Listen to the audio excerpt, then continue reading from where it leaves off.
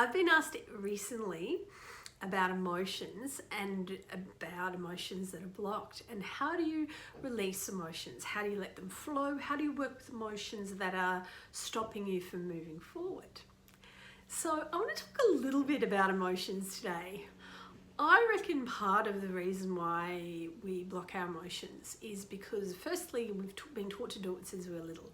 We're taught to sort of like when we're little kids, something could upset us and our parents have let us cry it out and, oh, don't be silly. But we're not taught to kind of work through why we're upset, what's going on, what can we do about it, and how to process it. So we kind of just wait for it to ride through and suck it up a little bit. Or we shove it down because we don't want people to know we're upset. We've also learned, because people don't know how to support one another when they're upset or emotions that are difficult. They don't know how to deal with emotions that are difficult. So we learn to shut those emotions down. And what happens is that then when we're trying to clear them and move on and heal things, we don't realize how blocked emotionally we are. The first step, I reckon, in clearing emotions is to understand emotions are your friend. That being said, it can be tricky to begin with because we have learned a whole lot of emotional way of being in the world that's not usually conducive to our well-being.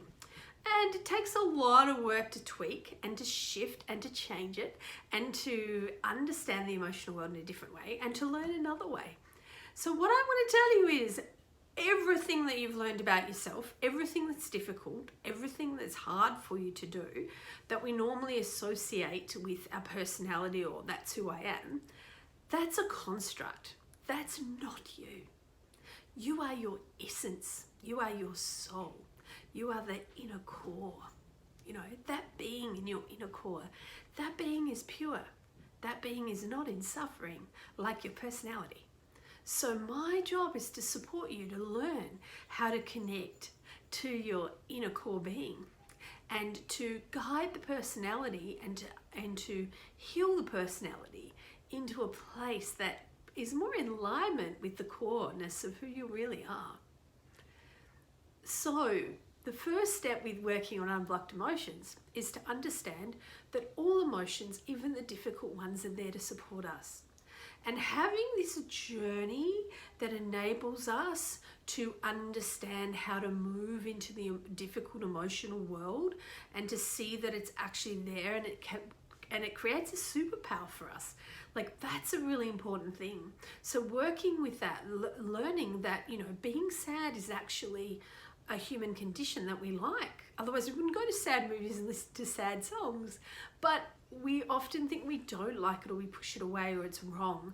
But if you're sad because something's sad, it's good to be sad for a while.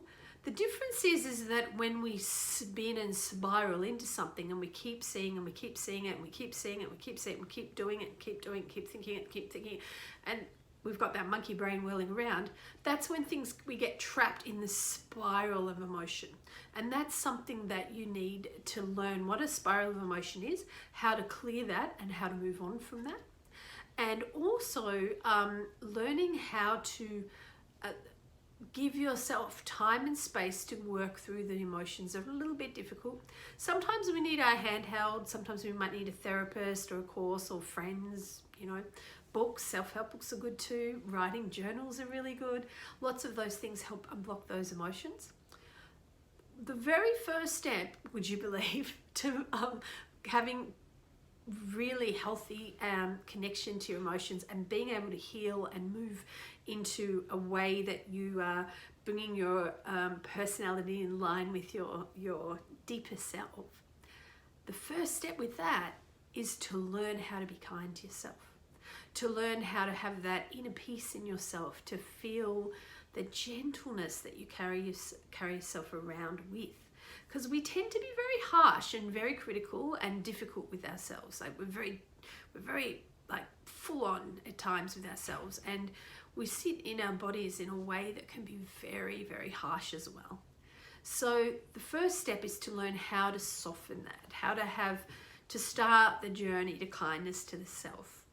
And as you do that, what you're actually doing is stopping a very abusive relationship. which then frees up a lot of energy and a lot of space, and you become safer. Because when you are in an abusive relationship with yourself, your fight flight is switched on, you're hypersensitive, you're hyper alert, you're going to not want to look at things in a deeper level because you are more defensive.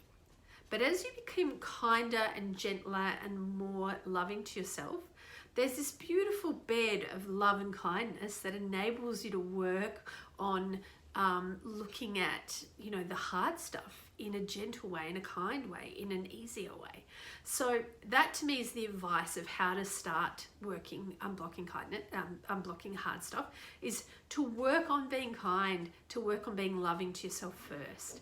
Because any relationship, like I get lots of questions about relationships, how can I meet my man of my dreams, woman of my dreams, etc. And it always comes back to the self. Relationship with yourself is paramount.